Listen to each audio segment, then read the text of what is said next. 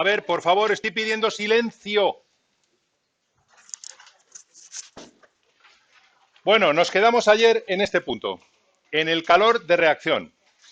Si recordáis, habíamos hablado de que en las reacciones químicas se puede o desprender o absorber calor. Y lo habíamos relacionado con lo que llamábamos capacidad calorífica, o a volumen o a presión constante. ¿De acuerdo? Ya habíamos dicho que era lo mismo que el calor específico, pero referido a un mol. Tenéis que estar siempre cuidadosos de las unidades. Por si acaso en algún sitio veis que os ponen CV o CP, para no un mol, es decir, para gramos o para lo que sea. Tenéis que transformarlo para pasarlo a un mol. ¿Entendido? Porque si no, no vais a poder utilizar estas fórmulas, que son las correspondientes para poder calcular el calor. Recordad que eran la misma fórmula que utilizábamos cuando utilizábamos el calor específico, solo que entonces no vamos a usar masa, vamos a usar moles. ¿Entendido? SN son moles. ¿Queda claro? Ayer nos quedamos aquí. Bien. También os dije que la inmensa mayoría de los procesos químicos ocurren a... Vaya por Dios, esto se ha quedado clavado. Déjame que lo abra otra vez. Ocurren a presión constante. ¿Por qué? Porque la gran mayoría de los procesos químicos ocurren con, digamos, el matraz abierto a la atmósfera. ¿De acuerdo? Entonces, la gran mayoría vamos a suponer que transcurren a presión constante. Bueno, sin embargo, vamos a definir lo que sería el calor a volumen constante. Si fijáis en el primer principio de la termodinámica, variación de energía interna es igual a calor más trabajo. Si estoy a volumen constante, ¿cuánto vale el trabajo? Cero. El trabajo vale cero a volumen constante, porque nosotros consideramos en un principio estamos considerando un trabajo presión-volumen. Es decir, una variación de volumen es lo que se manifiesta en un trabajo, el famoso émbolo. Si el volumen es constante, no hay trabajo. El trabajo es cero. Con lo cual se deduce fácilmente que el calor a volumen constante va a ser la variación de energía interna. Así de simple. El calor en un proceso a volumen constante es la variación de energía interna. ¿Queda claro? Y la vamos a calcular con la fórmula que ya conocemos. Aquí la tenéis integrada, pero la fórmula es número de moles por capacidad calorífica a volumen constante por variación de temperatura. ¿Estamos? Esa es la fórmula que nos va a dar el calor a volumen constante con la CV y, por tanto, la variación de energía interna. ¿Queda claro? Bien. A presión constante. Aquí vamos a definir un... Silencio, por favor. Silencio.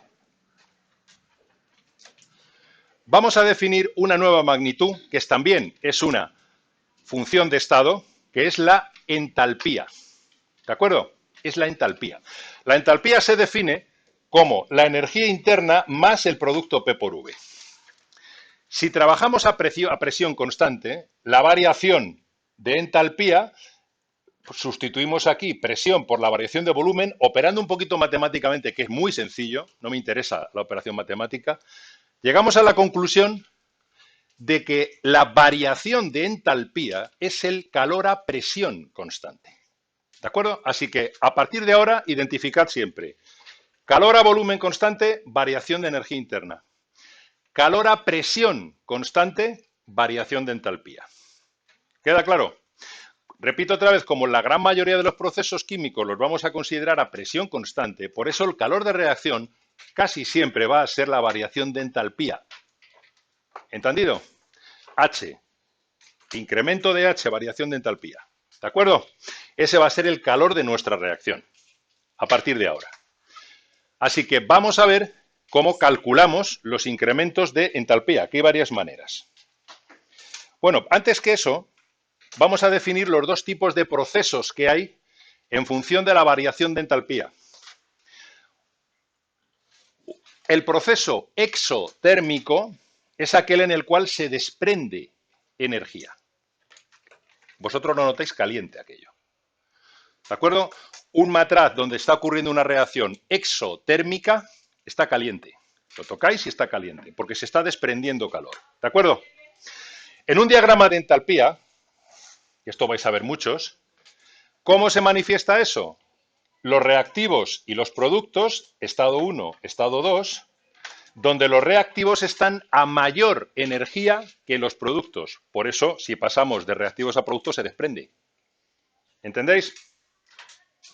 Así que si el estado 1 viene definido por una entalpía 1 y el estado 2 por una entalpía 2, que es menor que la 1, la variación de entalpía H2 menos H1, ¿qué signo tiene? Negativo. Negativo. Así que en una reacción exotérmica en la cual se desprende calor, la variación de entalpía es negativa. Entre otras cosas, así cumple el criterio de signos. Ya lo sabéis, si el sistema es el que desprende calor, negativo. Pero matemáticamente se ve claramente porque H2, la de los productos, es menor que H1. La variación siempre es H2 menos H1 en una función de estado. Será negativa. ¿Entendido? Bien. Al revés. Proceso endotérmico. Cuando vosotros tocáis un matraz donde se está llevando a cabo un proceso endotérmico, lo notáis frío. Está frío. Y no es porque lo estéis enfriando, es porque lo de dentro está absorbiendo calor del exterior. ¿De acuerdo? Porque lo necesita. ¿Alguien sabría decirme un proceso, no es una reacción química, pero es parecido, un proceso endotérmico, fácil de comprobar? ¿Sabríais decirme alguno? Uno muy fácil, ya sabes, que podéis hacer en la cocina. Cogeros, No, el hielo ya está frío per se. No, no me refiero a eso. Me refiero a un proceso químico que para realizarse absorba energía del ambiente, porque la necesita. No. Bueno, la nevera es otra cosa. No, no me estoy refiriendo a eso. Eso es un proceso físico. La nevera está basada, un refrigerador está basado en el siguiente proceso. Tenemos un motor que nos comprime un gas. El motor nos comprime el gas. Y luego dejamos que ese gas se expanda. Entonces, cuando un gas se expande, estudiaréis en termofísica, absorbe calor del exterior. Y por tanto el exterior se enfría. Así de simple, así funciona un refrigerador. ¿De acuerdo? Primero comprimís el gas y luego dejéis que se expanda.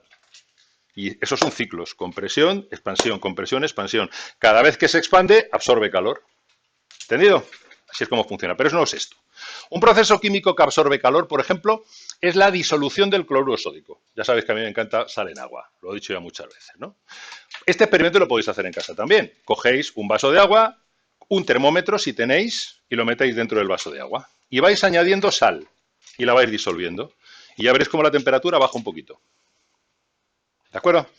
Baja un poquito la temperatura. E incluso si lo tocáis un poquito, a lo mejor hasta lo notéis un poquito frío. Eso es porque el proceso de disolución del cloruro sódico absorbe calor. Necesita calor para que se lleve a cabo esa disociación. ¿Y de dónde la coge? De donde puede, del agua, del ambiente, lo coge del agua. Por eso el agua baja de temperatura. ¿Entendido? Eso es un proceso endotérmico. Aquí el estado inicial tiene menos energía que el estado final. Y por tanto le tenéis que aportar energía. Hay que aportarle energía para que tenga lugar el proceso. ¿De acuerdo? Si aquí la H2 es mayor que la H1, la variación, ¿qué signo va a tener? Positivo. Así que recordad, proceso exotérmico, incremento de H menor que 0. Proceso endotérmico, incremento de H mayor que 0. En un diagrama de energías, proceso exotérmico, cuesta abajo, para abajo. Endotérmico, cuesta arriba, para arriba. ¿Entendido? Esos son los dos procesos que nos vamos a encontrar desde el punto de vista de la entalpía. Bueno, ¿cómo vamos a calcular las variaciones de entalpía? Primero vamos a verlo experimentalmente. Experimentalmente se hace en un calorímetro. ¿Qué es un calorímetro? Un calorímetro es un termo. Todos habéis visto alguna vez un termo, ¿no? Estos termos que utilizáis pues para mantener el café caliente o frío, como queráis. ¿De acuerdo? Eso es un calorímetro. Lo que pasa es que es un aparato que está aislado, como digo, como un termo, aislado, totalmente aislado, para que no haya intercambios de calor con el exterior. Que todo lo que ocurra allí se quede allí dentro. O bien se desprenda calor, o bien se absorba calor que se quede allí dentro. ¿De acuerdo? Está aislado. Pero ya veréis que tiene más cositas, no es un termo normal, es un termo que tiene un agitador para poder llevar a cabo reacciones, hasta incluso los buenos tienen para adicionar los reactivos, unos embuditos para adicionar los reactivos, ¿de acuerdo? Pero al fin y al cabo es un termo, para que os hagáis una idea, es un termo, es un sistema aislado, ¿vale? Donde vamos a hacer reacciones químicas. Le vamos a colocar un termómetro, un agitador, ¿veis? Lo que tenemos es esto, eso es un calorímetro. Eso es un calorímetro, es un sistema aislado donde tenemos un agitador que me permite dar vueltas a la masa de reacción para homogeneizarla. ¿De acuerdo? Tenemos un termómetro metido dentro y tenemos, veis aquí, un serpentín, y a través de este serpentín normalmente calentamos. Por si acaso hace falta calentar para que se lleve a cabo la reacción, ¿vale? También se podría enfriar, pero bueno, calentamos. Es un reactor químico donde llevamos a cabo una reacción química, pero que está completamente aislado del exterior, ¿vale? Repito, todos los desprendimientos o absorciones de energía que pasen allí dentro se quedan dentro. ¿En qué se manifiesta, lógicamente? En un aumento o en una variación o en una disminución de la temperatura. Es decir, si yo hago una reacción exotérmica, yo mezclo todo, tapo y dejo que la reacción tenga lugar. Si es una reacción exotérmica, ¿qué observaré? Que la temperatura sube. ¿Veis? La temperatura sube. Es decir, yo antes de mezclar mido la temperatura inicial, por ejemplo, 25 grados inicialmente. Plop. Empiezo a añadir los reactivos y en cuanto la reacción tiene lugar, empiezo a ver cómo la temperatura sube. ¿Vale? Si es una reacción exotérmica, ocurrirá todo lo contrario. Al mezclar los reactivos, disminuye la temperatura porque empezará a chupar calor para que la reacción tenga lugar. Chupar calor del exterior, que en este caso el exterior está dentro del calorímetro también, ¿eh? Todo está dentro del calorímetro. Luego bajará la temperatura. Eso es lo que yo observo. Yo simplemente pongo en marcha aquello y miro el termómetro y veo si sube la temperatura es que es exotérmica, si baja la temperatura es que es endotérmica. ¿Entendido? Vale. ¿Cómo calcularé entonces el calor de la reacción? Es muy fácil. Fijaros que el calor siempre lo voy a calcular con un calor específico y una variación de temperatura. Claro, en este caso lo del calor específico es más complicado, porque se trata de una reacción química donde hay más cosas, ¿no? Entonces, cada calorímetro tiene dos parámetros que son característicos de ese calorímetro que estáis utilizando y que viene marcado o lo calculáis previamente. Uno de ellos es el calor específico del calorímetro, que es una constante del calorímetro en cuestión. ¿De acuerdo? Y si queréis utilizar un calorímetro, lo primero que tenéis que determinar es cuál es el calor específico de ese calorímetro, porque va a ser diferente al de otro. Porque va a depender del material del que está hecho, del volumen que tenga, etcétera. ¿Entendéis? Entonces, lo primero que tenéis que saber muy bien es cuál es la capacidad calorífica de ese calorímetro o el calor específico. ¿Entendido? Vale. O bien hay otro parámetro que también es interesante, que es lo que se llama el equivalente en agua del calorímetro. El equivalente en agua del calorímetro es también es un parámetro que depende del calorímetro y que sería la masa de agua, ¿de acuerdo?, que absorbería una cantidad de calor equivalente a la que absorbería el calorímetro para subir su temperatura a 1 grado. ¿De acuerdo? Ese sería el equivalente en agua del calorímetro. Todavía me acuerdo de una práctica que hicimos en física, cuando yo estudiaba químicas, en física en primero, fue determinar el equivalente en agua de un calorímetro. ¿Vale? Repito, es una masa de agua que para subir su temperatura a 1 grado necesitaría la misma cantidad de calor que necesitaría el calorímetro para subir su temperatura a 1 grado. ¿Me entendéis? Bien, entonces, ¿cómo calcularé el calor que se está desprendiendo o absorbiendo? Pues muy fácil. Multiplico o bien la capacidad calorífica del calorímetro por la variación de temperatura que he observado, o el equivalente en agua del calorímetro por la variación de temperatura que he observado. Así de simple. Depende del dato que me den. Si yo he visto que al principio estaba a 25 grados y cuando termina la reacción se estabiliza en 100 grados, ¿cuál es la diferencia de temperatura? 75. ¿De acuerdo? 75. Igual en centígrados que en Kelvin, ¿eh? Exactamente igual. 75 grados centígrados sería la diferencia de temperatura. Si eso yo lo multiplico por el valor del equivalente en agua del calorímetro o por el valor de la capacidad calorífica del calorímetro, tendré el calor o que se ha desprendido o que se ha absorbido. Si pasé de 25 a 75, ¿se habrá absorbido o desprendido? ¿Qué pensáis? ¿De qué? Si pasamos de 25 a 75, ¿se ha absorbido o se ha desprendido calor en la reacción? Se ha desprendido calor en la reacción. La reacción sería entonces exotérmica. ¿Y cuál sería la diferencia de temperatura final menos inicial? ¿De acuerdo? Aquí lo que estamos calculando, si os dais cuenta, ¿veis este signo menos delante? ¿Para qué es? Para mantener el criterio de signo. Porque si paso de 25 a 75, repito, ¿cuál es el incremento? ¿Positivo o negativo? De 25 a 75, ¿cuál es el incremento? Positivo. Por eso necesito el signo menos delante. Porque la entalpía va a ser negativa. ¿Lo veis? Ojito con esto. Repito otra vez, si yo paso de 25 a 75, un incremento siempre es final menos inicial. Siempre. Entonces, si paso de 25 a 75, el incremento es 75 menos 25. Es positivo. Pero si ha sido desprendido, la entalpía tiene que ser negativa. Por eso necesito el signo menos delante. Que no se os olvide. ¿Vale? Si paso de 75 a 25, al contrario, el incremento es menos 50. Y entonces es que ha absorbido calor, con lo cual significaría que la entalpía tiene que ser positiva. De ahí el signo menos también. Así que no se os olvide el signo menos. ¿Os queda claro?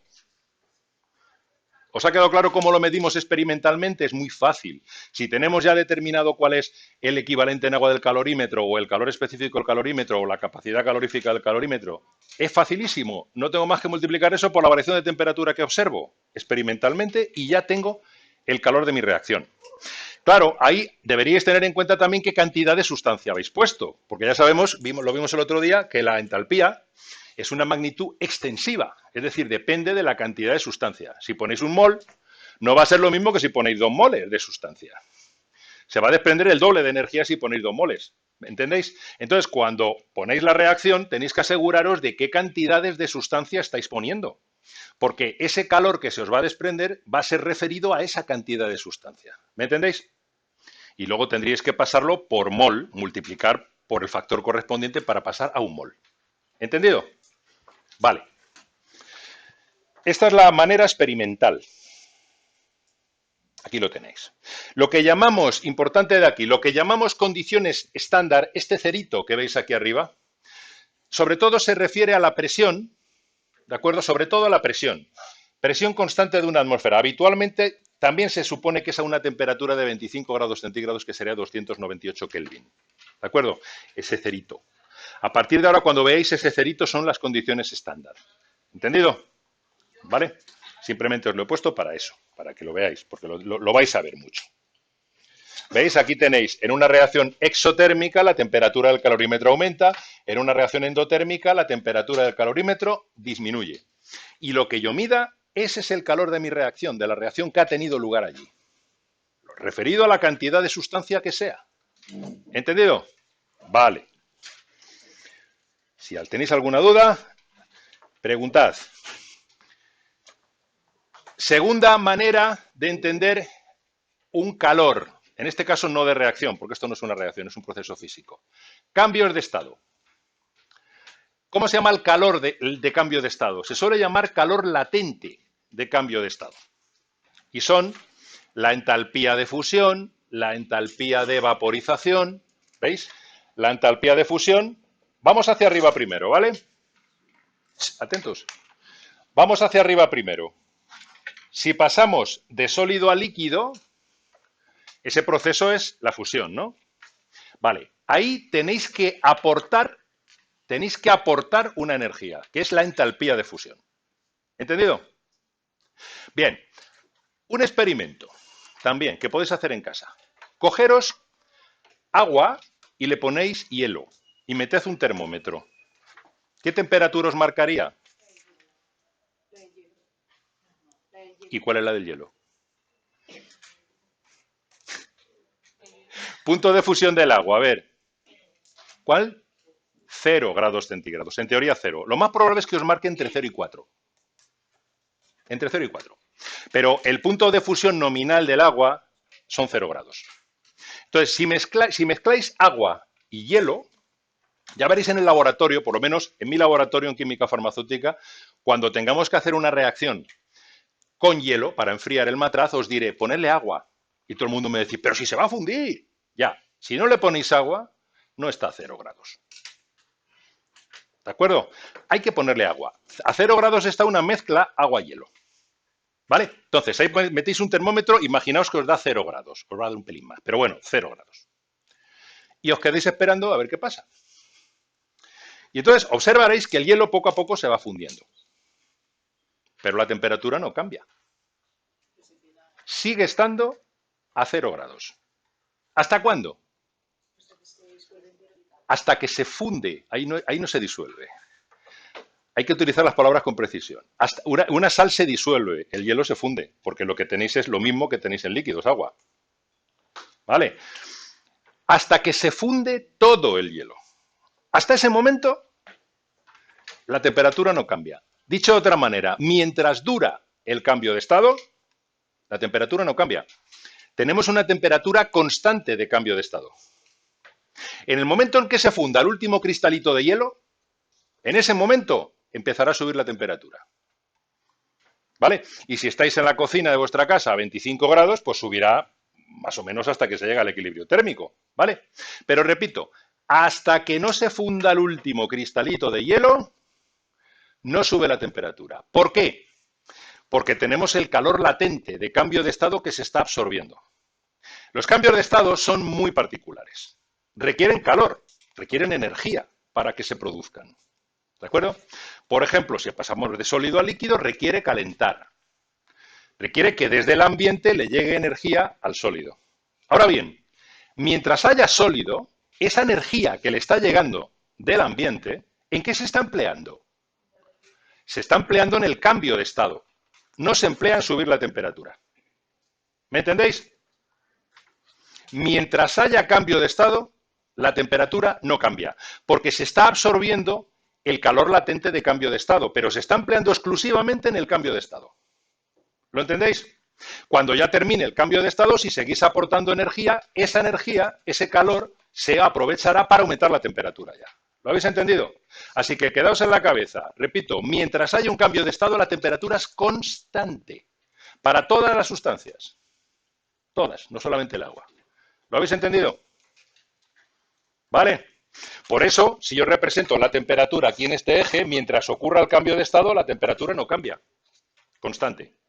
Luego después podrá subir la temperatura hasta que el líquido empieza a vaporizarse. Tengo el siguiente cambio de estado. Y allí pasará exactamente lo mismo. Se empezará a absorber en ese momento, a esa temperatura, el calor latente de vaporización. ¿Lo entendéis? Se empezará a absorber el calor latente de vaporización.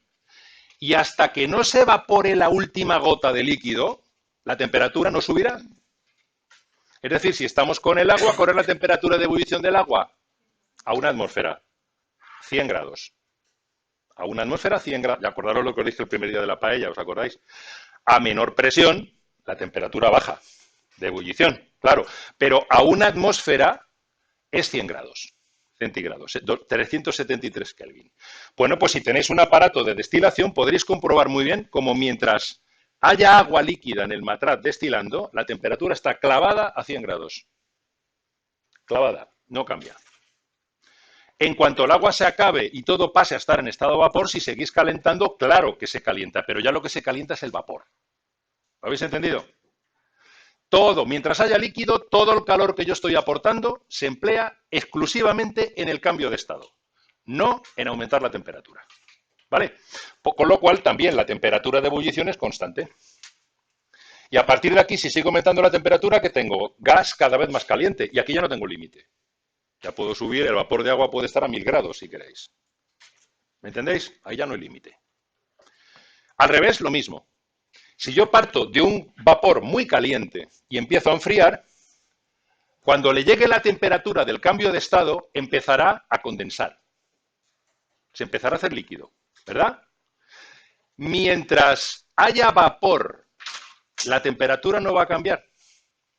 Va a estar a 100 grados mientras el vapor esté pasando a líquido. ¿Por qué? Porque vosotros estáis enfriando, pero ¿qué energía se está desprendiendo ahora? El calor latente de cambio de estado. Ahora vais al revés. Ahora ese calor latente se desprende. ¿Lo entendéis? Con lo cual, aunque vosotros enfriéis desde fuera, una cosa compensa la otra. Aunque enfriéis, como se está desprendiendo el calor latente, la temperatura se mantiene constante. Mientras que haya gas que se esté condensando. ¿Queda claro? Si seguimos enfriando, ya enfriaremos el líquido. ¿Hasta cuándo? Hasta cuando la temperatura sea tan baja que se empiecen a formar los primeros cristalitos de sólido. En ese momento habremos llegado a la temperatura de fusión, o en este caso de solidificación, porque vamos hacia abajo, la temperatura es la misma, de fusión y de solidificación es la misma. Como también es la misma la de vaporización y la de condensación, depende de cómo lo miremos. Bueno, pues habremos llegado a la temperatura de solidificación. En ese momento se empiezan a formar los primeros cristalitos de sólido. Yo seguiré bajando la temperatura, seguiré enfriando, pero la temperatura no baja. El termómetro se mantiene clavado, en este caso a 0 grados, mientras haya agua líquida. En el momento en el que el agua líquida termine de formar la última gota, termine de formar los últimos cristalitos, a partir de ese momento, si seguís enfriando, se enfriará el sólido. ¿Vale? Pero la temperatura de solidificación se ha mantenido constante, por la misma razón, porque aunque enfriéis, se está desprendiendo el calor latente. Y una cosa compensa a la otra. Enfriáis, pero se desprende calor. ¿Entendéis? Esto es muy importante, ¿eh? Las temperaturas de cambios de estado son siempre constantes, porque o bien se absorbe o bien se desprende el calor latente de cambio de estado. Y eso es una entalpía, que se llama calor latente de cambio de estado, entalpía de fusión, entalpía de vaporización, entalpía de eso. ¿Cuál sería, por ejemplo, qué signo tendría la entalpía de fusión? Por ejemplo, ¿la fusión es endotérmica o exotérmica? Endotérmica, hay que calentar. Luego, ¿qué signo tendría la entalpía de fusión? Positivo. ¿Y la entalpía de solidificación qué valor tendría? ¿Qué valor? Tendría exactamente el mismo valor que la de fusión, pero negativo.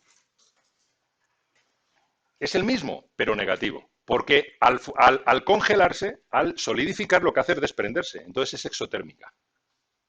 ¿Lo entendéis? Lo mismo con la de vaporización y la de condensación.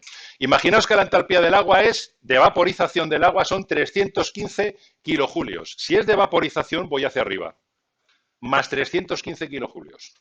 Ahora, si estoy en el vapor y voy para abajo condensando, entonces la entalpía de condensación será menos 315 kilojulios. ¿Entendido? ¿Vale? Ojo con los cambios de estado, ¿eh? Bueno, ahora vamos a ver esto se hace mucho en los problemas. ¿Cómo se calcula la entalpía la entalpía de cualquier reacción química, en base a las entalpías de formación de los reactivos y los productos? Para empezar, hay que definir lo que es la entalpía de formación. ¿Alguien sabría definirme bien qué es la entalpía de formación? ¿A alguien le suena? Está ahí puesto, pero bueno, dime. Es el calor que se desprende por la diferencia de energía entre los enlaces rotos y los enlaces. No, esa no es la de formación. Bueno, se puede ver así, pero no me mezcles energías de enlace, eso lo vamos a ver después. No. La definición no es esa, es el calor que se desprende, normalmente que se desprende, aunque ahora va a ser una precisión, el calor que se desprende cuando se forma un mol de compuesto, un mol, a partir de sus elementos en estado natural y en condiciones estándar. Esa es la entalpía de formación. ¿De acuerdo? Repito, ahí lo tenéis escrito. Es la energía que se desprende, en general que se pone en juego, pero vamos a decir que se desprende. Cuando se forma un mol de compuesto a partir de sus elementos en estado natural y en condiciones estándar. Ahora lo precisaremos. ¿Por qué digo desprender? Porque si resulta que el compuesto en el que yo me estoy fijando existe en la naturaleza, ese compuesto tiene que ser más estable que sus elementos en estado natural, ¿no? Porque si no, no se forma. Tiene lógica, ¿no? Es decir, si un compuesto es menos estable que sus elementos en estado natural, no se forma. ¿Vale? Así que si os encontráis alguna vez con una entalpía de formación positiva, fijaros bien si habéis hecho bien todos los cálculos. Puede ser que sí, porque a lo mejor os han puesto una trampa y resulta que el compuesto ese no tiene sentido. No sé. Típico caso de enlace iónico que os dicen, determina la entalpía de formación del cloruro de argón. Por ejemplo, os dan un montón de datos, ciclo de Bohr-Haber, os dan un montón de datos, perdonad, hacéis la operación y os sale una entalpía de formación positiva. ¿Eso está mal? No. Es simplemente que el cloruro de argón no existe. ¿Entendéis? Ahora, si os dicen, calcula la entalpía de formación del cloruro sódico y os da positiva, ojo, revisadlo bien que os habéis equivocado, seguro. ¿Entendéis? Seguro, porque el cloruro sódico existe. ¿Entendéis? O sea, que cuidado. Por eso digo desprendida. Entonces, primero, ahora vamos a ver cómo se hace, pero primero, ¿cuál es la entalpía de formación de los elementos en estado natural y en condiciones estándar? Muy bien, ¿por qué? Razónalo. Vamos a ver, mira, ¿cómo hemos definido la entalpía de formación? La hemos definido de la siguiente manera. Energía que se pone en juego cuando se forma un compuesto a partir de sus elementos en estado natural y en condiciones estándar. Piensa, si lo que tú estás considerando es el elemento, ¿cuál sería la energía que se desprendería para formarse un mol de un elemento a partir de él mismo en estado natural? No te está moviendo del sitio. ¿O no? ¿Cuál es la entalpía de eso? Cero. Porque el estado inicial es igual que el final. ¿Entendéis? El estado inicial es igual que el final. Por eso, la entalpía de formación de todos los elementos en estado natural y en condiciones estándar es cero. Pero no es cero por capricho. Es que si veis un diagrama de energías donde pasamos de 1 a 2, aquí no, aquí pasamos de 1 a 1. No os estáis moviendo del punto. ¿Entendéis? El estado natural del elemento es ese y ahí seguís. Luego es cero, claro que es cero. ¿A qué llamo yo elementos en estado natural y en condiciones estándar? Bueno, aquí tenéis unos cuantos ejemplos. Por ejemplo, los gases diatómicos como hidrógeno, nitrógeno, oxígeno, flúor, cloro, todos esos son diatómicos y gases. Diatómicos y gases. ¿Entendido? ¿Vale? Pero mucho ojo, porque por ejemplo, el bromo es diatómico, pero no es gas, es líquido. A 25 grados es líquido y estoy en condiciones estándar, no olvidéis, ¿eh? Es líquido. El yodo es sólido. El yodo lo manejaremos en el laboratorio, no sé vosotros, pero en tercero lo manejamos. El yodo es un sólido. Y el bromo es un líquido. Es casi un gas, porque en cuanto lo abrís aquello empieza a escaparse y tal, pero es un líquido, ¿eh? El bromo es un líquido. Así que si manejamos bromo hay que poner Br2 líquido, porque si no, no está en condiciones estándar. Y si os dicen bromo gas, entonces su entalpía de formación no es cero. Pensad un poco. ¿Cuál sería la entalpía de formación del bromo gas? Pensad. No me digáis un número, lógicamente, pero pensad a qué sería igual la entalpía de formación del bromo gas sabiendo que el bromo en estado natural es líquido. ¿A la de? A la del bromo, pero dime algo más. Eso es, a la entalpía de vaporización. Claro, porque es la del proceso para pasar de líquido a gas. Es igual a la entalpía de vaporización del bromo. Claro. Y si os digo la entalpía de formación del yodo gas, ¿cuál sería? ¿Cómo se llama ese proceso?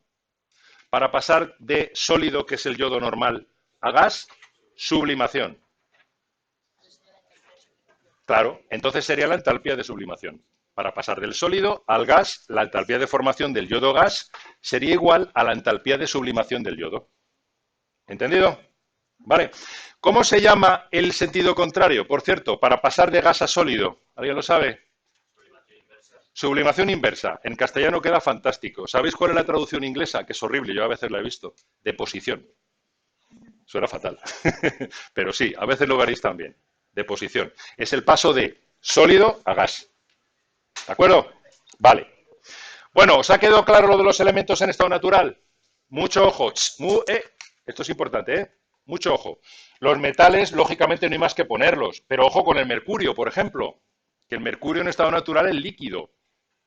Aquí tenéis que prestar mucha atención a los estados de agregación. Si es sólido, si es líquido, si es gas. Fundamental. ¿Eh? Por ejemplo, esto os lo daría yo, el fósforo, el azufre, S4, S8, pero también hay S4, el fósforo es P4, no son diatómicos, esos son sólidos. El carbono, da igual que sea grafito que diamante, lo vamos a llamar C, no está aquí puesto, pero sería C sólido. Ya está, sin más, C. ¿Vale? Elementos en estado natural. Acordaros sobre todo de los diatómicos, de los gases diatómicos, del bromo y del yodo, y del mercurio. Claro, que también es líquido. ¿Entendido? Esas son las excepciones más notables, ¿no? Bien, aquí tenéis algunos ejemplos. Mirad. Entalpía de formación del agua líquida. Por ejemplo, un mol de agua a partir de sus elementos en estado natural y en condiciones estándar. ¿Cómo es el hidrógeno en estado natural y en condiciones estándar? H2, gas. ¿Cómo es el oxígeno? O2, gas. ¿Por qué le he puesto un medio al oxígeno? Pues porque quiero obtener un mol de agua. ¿Entendido? Porque así es como se define la entalpía de formación. Obtención de un mol de compuesto a partir de sus elementos en estado natural. Un mol. Luego tenéis que ajustar todo para que aquí os quede un 1, en una palabra. ¿Vale? Bien, por ejemplo, entalpía de formación del óxido de sodio. Tengo dos sodios en estado natural sólido. tengo un solo oxígeno, un medio de O2, para que al final me quede un mol de Na2O. ¿Veis?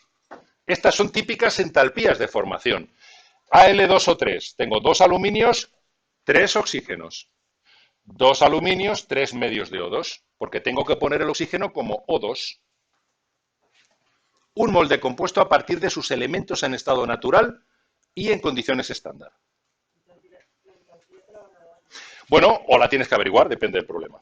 Es decir, o si te la dan como dato, la utilizarás como dato para averiguar otras cosas, pero también puede ser que de la ley de Hess os dan otras entalpías y te piden esa. Depende. De memoria no te la tienes que saber, eso tranquila. ¿Vale? ¿Entendido? Ahí tenéis unos cuantos. Y todos, fijaros, por ejemplo, en el mercurio. Qué curioso. Cloruro mercurioso. Y diréis, os lo dije el otro día cuando estuvimos la formulación. Bueno, lo dije en el curso de introducción. ¿Por qué pongo Hg2Cl2 y no simplifico y pongo HgCl? No, no es peróxido, ese sería con el oxígeno. Es algo similar, pero es con el oxígeno. Es el mercurioso. El ion mercurioso, os lo dije, no existe el Hg más. Eso no existe. No existe. Hg más no existe. Existe el Hg2 más. Silencio, vosotras dos. Lleváis un rato hablando. No se habla. Hg2, 2 más. ¿Estamos? Ese es el mercurioso. Hg2, 2 más. Por eso no podéis simplificar, porque no existe el Hg más. Y el Hg2, 2 más, ¿cuántos cloros lleva? Lógicamente 2. Por eso es Hg2, Cl2. Entonces necesitaré 2 mercurios líquidos más un Cl2 gas. Ahí lo tenéis. Un mol de compuesto. Así es como se define. Esa es la entalpía de formación. Lo digo esto porque muchas veces en los problemas estos de ley de Hess se dice de la siguiente manera. Se conocen los siguientes datos, por ejemplo, o dicen la entalpía de formación de tal compuesto vale tanto. Tenéis que saber formular la reacción de formación, porque va a ser una reacción dato. ¿Me entendéis? Por eso es tan importante que os fijéis y ajustéis las reacciones de formación, que sepáis lo que es la formación de un compuesto y que sepáis ajustarla. Porque habrá veces que no se os dé la reacción, se os da solo la entalpía, pero necesitáis poner la reacción. ¿Entendido? Vale. ¿Cómo se puede calcular la entalpía de cualquier reacción química? En base a las entalpías de formación de sus reactivos y de sus productos. Muy fácil, por esa fórmula.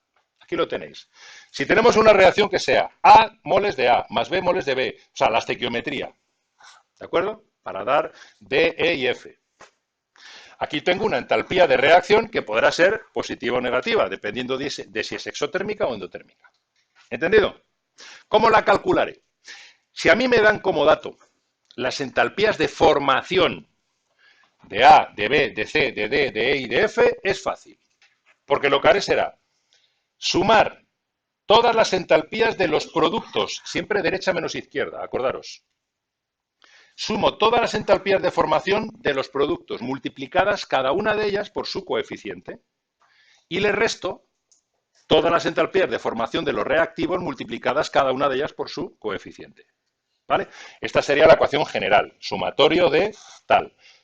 ¿Cómo sería en este caso concreto la resta? Sería D por la entalpía de formación de D, más E por la entalpía de formación de E, más F por la entalpía de formación de F, menos, paréntesis, A por la de A, B por la de B, C por la de C.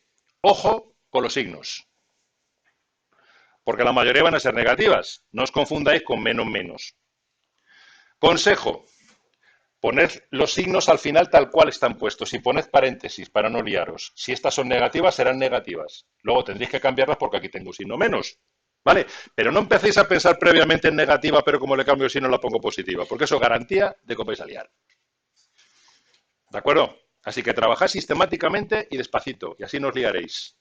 Porque la gran mayoría de los errores que se cometen en estos problemas son muy fáciles, ya lo veréis, son facilísimos. Pero la gran mayoría de los errores que se cometen en estos problemas vienen dados por los signos. Por los signos. Y en menor medida también por las cantidades de sustancia a las cuales las referís, porque a lo mejor no las referís a un mol, o a lo mejor os dicen la entalpía de formación de tal es de tanto por gramo. Estaría mal, pero lo pueden dar. Está mal expresado, pero lo pueden dar. ¿Qué tenéis que hacer? Multiplicar por la masa atómica o la masa molecular para expresarla por mol. ¿Entendéis? Cuidado con las unidades y cuidado con los signos. Si atendéis a eso, no debéis tener ningún problema, porque las fórmulas son facilísimas de utilizar. Aquí tenéis un ejemplo, para que veáis lo fácil que es.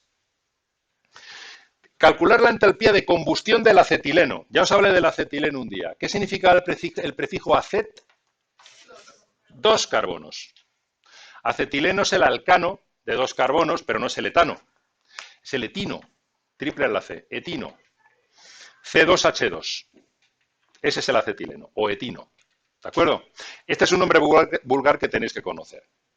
Acetileno se utiliza para muchas cosas. Es un combustible estupendo, por ejemplo, en los sopletes, porque desprende una enorme cantidad de energía cuando se quema por esta reacción. Entonces se utilizan los sopletes para cortar metales, por ejemplo, se utiliza el acetileno.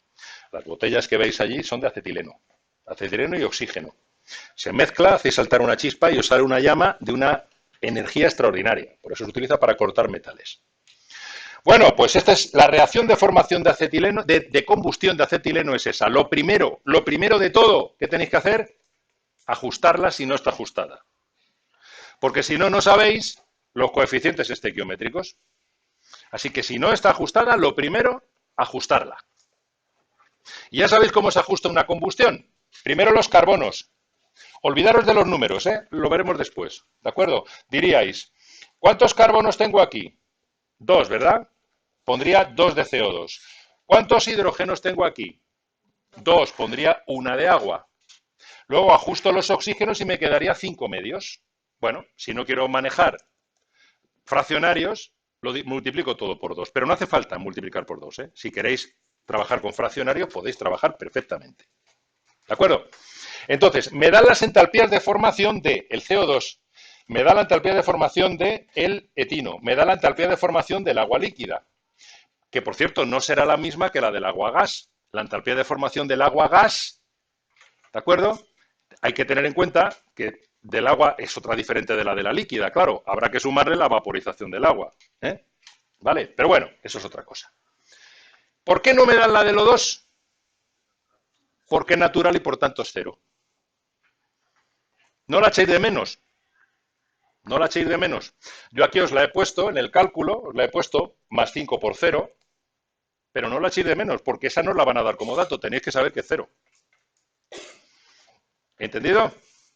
Y tan fácil como decir, ¿qué tengo en los productos? 4 CO2, 2 de agua. 4 por 400 más 2, 4 por menos 400, cuidado, más 2 por, la del agua es menos 350,8, estos son los productos, menos, ahora los reactivos, 2 veces la del acetileno más la del oxígeno. Cierro corchete, hago la cuenta y me sale eso.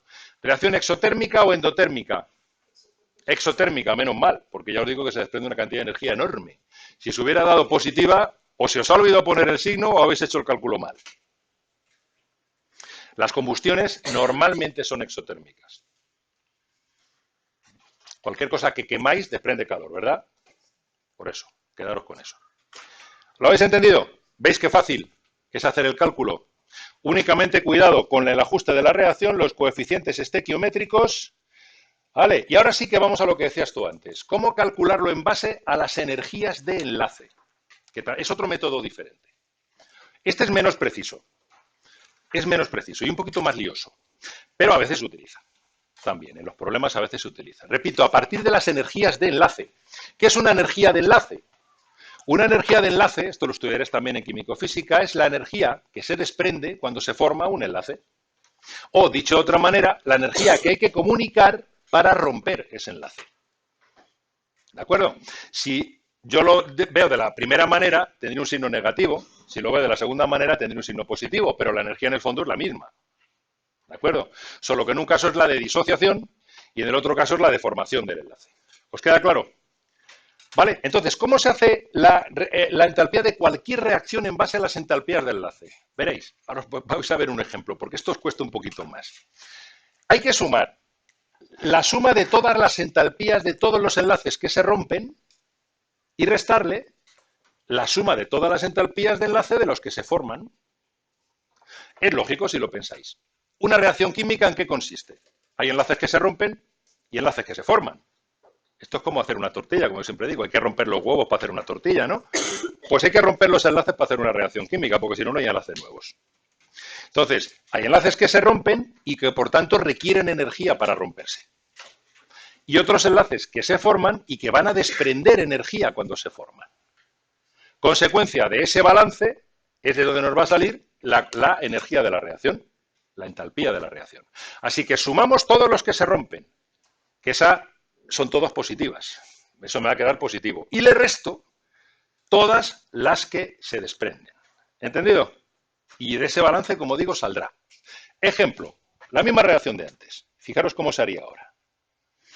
Tenemos la misma reacción, ¿no? ¿Vale? Bien. ¿Esto por qué es un poquito más complicado? Pues porque os exige saber más o menos cómo son las moléculas a veces. Sobre todo si se trata de moléculas orgánicas, tenéis que tener una idea de cómo son las moléculas orgánicas. Veréis. La reacción es la misma. 2 acetilenos más 5 oxígenos para dar 4 de CO2 más 2 de agua. Aquí tenéis las moléculas puestas. Fórmula de Lewis, lo que vimos ayer en el curso, ¿vale? De introducción. 2 acetilenos son así, ¿vale? 5 de oxígeno son así. 4 de CO2 son así.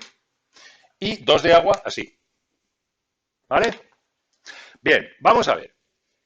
Primero, enlaces rotos. Se tienen que romper los enlaces carbono-carbono, carbono-hidrógeno y el oxígeno-oxígeno, ¿no? Eso se tiene que romper. Y se tienen que formar los carbono-oxígeno y OH también se forman, ¿no? ¿Cuántos? Me dan las energías de enlace de cada uno de ellos. Aquí los tengo. Del triple enlace CC, del enlace CH, del enlace doble CO, del enlace simple OH. ¿Veis? De todas. Todas me las dan. No tengo problema en eso. Me las dan todas positivas, con lo cual lo que me están dando son las energías de disociación, ¿vale? Las que yo tengo que aportar para que se rompan los enlaces. Diré, ¿cuántos enlaces se rompen? Por ejemplo, C triple enlace C. Si son 2 moléculas de acetileno, ¿cuántos se rompen? 2. Luego diré, 2 enlaces CC, 2 por su entalpía de enlace. Ahí lo tengo, ahí tengo la cuenta, 1622. ¿Cuántos enlaces CH se rompen? Tengo 1 y 1, 2 por 2, 4. 4 enlaces CH, lo multiplico, 1656. Eso por el acetileno. En el caso del oxígeno, ¿cuántas rompo? 5. 5. Y entonces tendré este de aquí multiplicando por su correspondiente, ¿veis? Entalpía. Sumo todo. 5.770 kilojulios tengo que aportar para romper todos los enlaces. ¿De acuerdo? Ahora vamos a ver los que se forman. Los que se forman son 2 por 4, 8 enlaces CO. ¿Vale? Multiplico por su entalpía de enlace, 5.840 kilojulios que se van a desprender, por eso los resto, se van a desprender cuando se formen esos enlaces. ¿Entendido? Y 2 por 2, 4 de agua. Sumo, se me van a desprender 7.696, pero yo necesitaba 5.770. Si hago la operación, se me desprenden 1.926. Esa sería la entalpía de la reacción. ¿Os queda claro? Podéis hacerlo, como os decía antes, dividiendo toda la reacción por 2. Si dividís toda la reacción por 2, aquí os quedaría 5 medios, ¿no? Vale, bueno, pues aquí no serían 2, sería 1, aquí serían 2 y aquí serían 5 medios. ¿Veis? Igual. Aquí serían 4 y aquí serían 2. ¿Entendido? ¿Vale? Ya está. Fijaros qué fácil. Fijaros qué fácil, pero cuando os ponemos luego las moléculas, os cuesta ver cuáles son los enlaces que se rompen y se forman. ¿Entendido? Hay que conocer, sobre todo las moléculas orgánicas, la estructura. ¿Entendéis? Hay que conocer la estructura. La estructura química un poquito, por lo menos, ¿no? Y para eso, pues hombre, viene bien siempre utilizar las fórmulas de Lewis. Bueno, no hay aquí nada. No sé si, creo que hay algún problema de esto, así que ya lo haremos. Venga, la última cosilla. Introducción a la ley de Hess.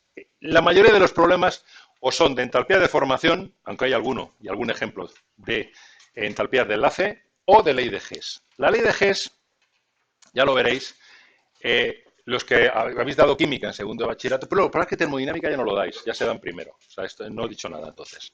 Son los típicos problemas que se ponían antes en segundo de bachillerato de termoquímica. Es decir, Lo siguen poniendo, pero no en segundos, primero. Sí, pero es que cambió la ley de la EBAU y me parece que ahora ya no preguntan termoquímica, pero se sigue dando el segundo. No, se Pero no es segundo. preguntan en teoría. Ah, bueno. Bueno, a lo que íbamos, Estos problemas, ya veréis, hay que tener una mecánica, cada uno tiene su librillo y cada uno le gusta hacerlo de una manera.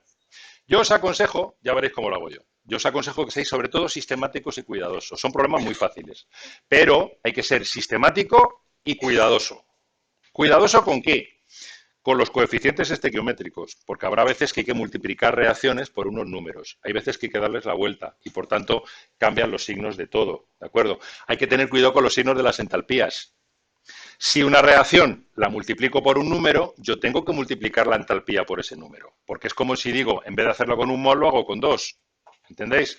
La energía que se me desprende, a lo mejor, es el doble. Si una reacción la multipliquéis por 3, pues la entalpía la tendréis que multiplicar por 3. Ahora, si una reacción la multiplico por 2 y le doy la vuelta, entonces la entalpía la tenéis que multiplicar por -2, porque le habéis dado la vuelta. Si le dais la vuelta, es la reacción inversa. En lugar de desprenderse, se absorbe, o al revés. ¿Me entendéis? Hay que tener mucho cuidado. Pero siempre se hacen igual. Tenéis una reacción objetivo que es a la que tenéis que llegar. Y os dan una serie de reacciones que son las reacciones dato, con sus correspondientes entalpías. Combinando las reacciones dato, al sumar os tiene que dar la reacción objetivo. Si lo hacéis bien, no hay error posible. Es decir, si al combinar las ecuaciones de una manera correcta sumáis todo y veis que se os van las cosas a la derecha y a la izquierda de la flecha, como veremos, a la derecha y a la izquierda de la flecha, y al final lo que sumáis es la reacción a la que queríais llegar, si hacéis las mismas operaciones con la energía, llegaréis a la energía de la reacción. ¿Me habéis entendido? Es así de fácil. Ya lo veréis, se trata de combinar. Habrá veces que la reacción dato le daremos la vuelta. Muy bien, pues entonces su entalpía la cambiamos de signo. Luego después, la siguiente reacción dato la tenemos que multiplicar por 2. Muy bien, pues su entalpía la multiplicamos por 2. Si después sumamos todas las reacciones dato y me da la reacción objetivo, porque se me van a ir un montón de cosas, lo que está a la izquierda y a la derecha de la flecha, se va. ¿De acuerdo? Se me van a ir un montón de cosas y me va a quedar mi reacción objetivo nada más. Al hacer eso, si yo he hecho bien todo con las energías, me saldrá la energía de mi reacción. ¿Vale? Es fácil. Pero repito, hay que ser cuidadoso y sistemático, con los ajustes y con los signos. Eso es todo lo que necesitáis. Son muy fáciles.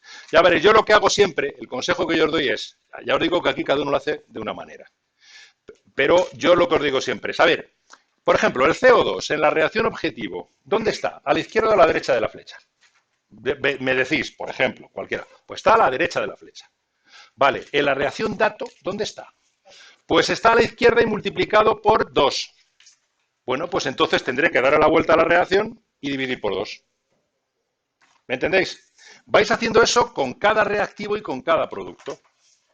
Y al final, si no os habéis liado, al sumar todo, os tiene que dar la reacción objetivo. Normalmente no hay problema. Esa es la ley de Hess. Y está basada simplemente en el hecho que os decía yo el otro día de las funciones de estado. Es decir, que la variación de la función de estado no depende del camino recorrido. Lo podéis hacer directamente, que será la reacción objetivo, o bien lo podéis hacer sumando las de una serie de reacciones indirectas que son las reacciones dato que os dan.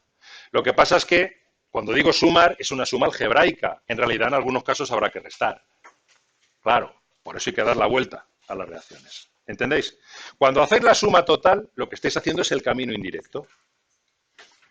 ¿Vale? Muy bien, venga, lo dejamos aquí. Ahí tenéis los dos primeros ejemplos que son muy facilitos. Los haremos el próximo día.